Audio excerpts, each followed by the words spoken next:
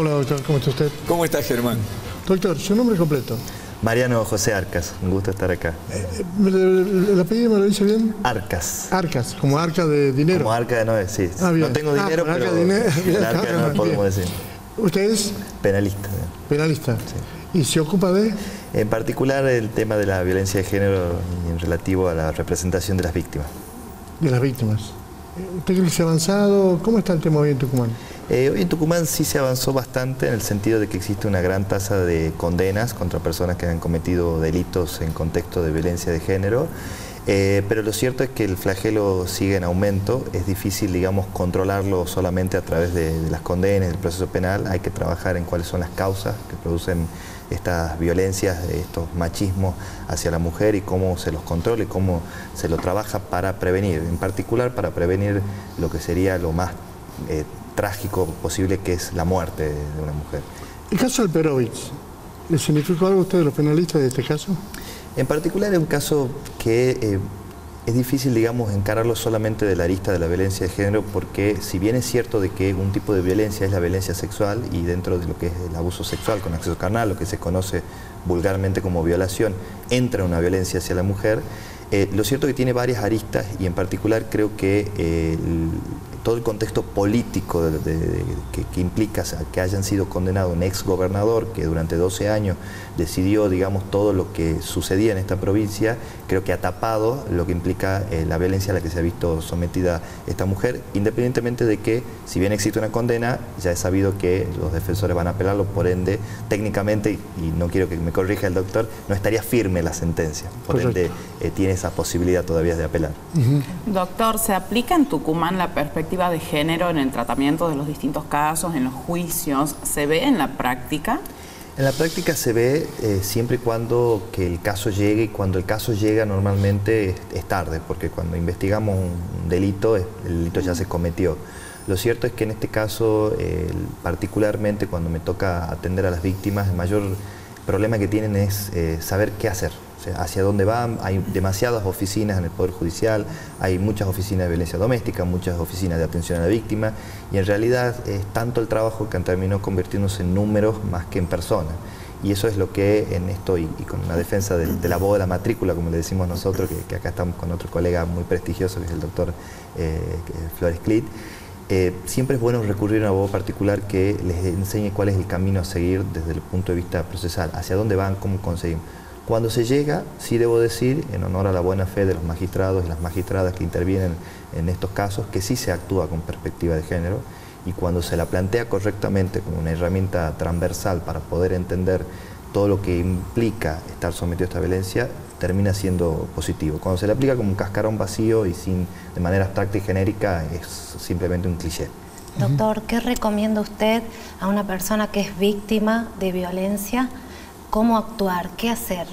Lo primero, que nunca se queden en el miedo de no denunciar, siempre que traten de denunciar, en la medida de lo posible que se dirijan a la Comisaría de la Mujer, que queda en la calle Don Bosco, al 2000 y pico, soy malo con los números, así que perdonen que no sepa recordarlo, y después siempre que busquen, aunque les cueste, digamos, aunque sea complejo desde lo económico, el asesoramiento de un abogado particular, y esto hago una defensa muy específica de nuestro ejercicio, por el hecho de que cuando uno va a una oficina pública, y esto con mayor respeto de quienes trabajan en el ámbito público, uno es un número, y a veces saca un número desde el punto de vista literal, que obtiene un número para ser atendido.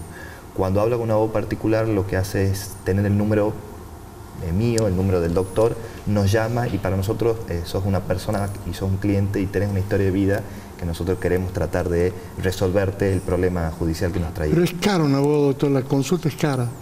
Es caro porque tienen que entender también que los valores que el colegio establece son valores recomendados. Es cierto que el valor impacta porque el bolsillo está muy atacado. Estamos hablando de 350.000 pesos, 375. Son recomendados, sin entrar, digamos, en una discusión ni tratar de hacer una suerte de competencia desleal. Lo cierto es que los abogados tenemos total libertad de manejar cómo cobramos y cuánto cobramos. No, el monto fijado es un valor recomendado que hace el Colegio de Abogados a los efectos de poder paliar la inflación, y entendiendo que los honorarios son de carácter alimentario para el abogado, es con lo que vivimos, pero son recomendados. Nosotros siempre tratamos, y lo digo porque conozco un montón de penalistas que defienden a víctimas, siempre de tener muchas consideraciones con las víctimas porque entendemos lo que están pasando. Doctor, ¿hay muchos casos de violencia de género acá en la provincia? Sí, exactamente, la estadística no está todavía revelada porque el Ministerio Público Fiscal de Tucumán tiene una particularidad de que no está brindando datos a los organismos que se encargan de elaborar estadística, en particular el INESIP es quien elabora estadísticas de condenas y de tratamiento de casos a nivel nacional. Tucumán es una de las provincias que no reveló sus datos. Sí sé por la praxis que hay bastantes casos y que la mayoría terminan cuando llegan en condenas o una resolución del conflicto que en la gran mayoría digamos, tranquiliza o por lo menos pacifica a la víctima. Doctor, pero entre el juzgado de familia, a veces que va la primera denuncia o va para el juzgado de familia, para la exclusión, para este tipo de cercanía a que se lo denuncia, entre que actúa la parte penal, bueno, no hay mucha buena relación, porque hubo el caso de Tacayo, completamente, tanta denuncia que hizo ella, va para acá, va para allá, va para allá, y bueno, ya es tarde a veces. ¿Por qué el juzgado de familia a veces demora tanto en que esto se define un poco? Lo que hay que entender primero es cuáles son las competencias. El juzgado de familia entiende lo que se conoce como violencia. Violencia es un concepto muy amplio, abarcativo, que no necesariamente puede implicar que hay un delito. Yo puedo insultar a cualquiera de ustedes, lo cual constituye un acto de violencia, y puede ser simplemente una injuria o puede no ser nada, digamos, pero es un ejercicio de violencia. Cuando se comete un delito, necesariamente tiene que haber una amenaza, un golpe, y ahí recién interviene el proceso penal. Por eso a veces la demora que los juzgados de familia deriven los procesos al ámbito penal por el hecho de que a veces no se vea prima facie un delito concretamente. Doctor Flores Clip, bueno, ahora vamos a seguir con otro de los temas, el caso de Loa. Hay muchas hipótesis. ¿Qué es lo que usted opina de este caso? Las hipótesis más fuertes en el caso de Loa son, bueno, medio macabras algunas, en donde se sospecha que el chico lo han matado, murió, y se está tratando de esconderlo para que no, para ocultar el homicidio. Otro de las hipótesis es que hubo un accidente, cosa que yo lo veo medio poco probable, a la salida de esta reunión, y lo atropellan, y para ocultar este homicidio culposo lo esconden al cadáver. La otra es, que también suena con mucha intensidad, es la trata de personas. Hay muchas otras hipótesis, pero estas se han ido descartando el resto, y estas son, digamos, las que se está actuando con mayor intensidad, ¿no? Así que, sí. Una pregunta, esto es también llamativo. Toda la investigación iba para acá, vienen los perros y van para acá. Sí. Es llamativo, ¿no? Sí, los perros en realidad son indicios, y que en el 90% de los casos están tan bien entrenados de que dan resultados positivos.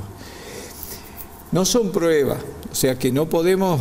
hoy están detenidos los imputados, pero no son pruebas suficientes. ¿Pasaron por Tucumán ya? Pasaron por Tucumán, sí, pasaron por Tucumán porque se los estaba trasladando de Corrientes a Salta, porque un grupo pasó a Salta y otro grupo pasó y una persona quedó en Chaco. ¿Por qué se hace esto? Es porque ha cambiado el fuero, ha cambiado del fuero provincial, pasó al fuero federal. Gracias, doctor. Bueno, antes de terminar, quería decirle un segundo que el doctor Arca, Mariano Arca, además es un escritor importante que tiene un libro muy interesante de Derecho Procesal Penal que le recomiendo a todos los colegas. ¿El título del libro?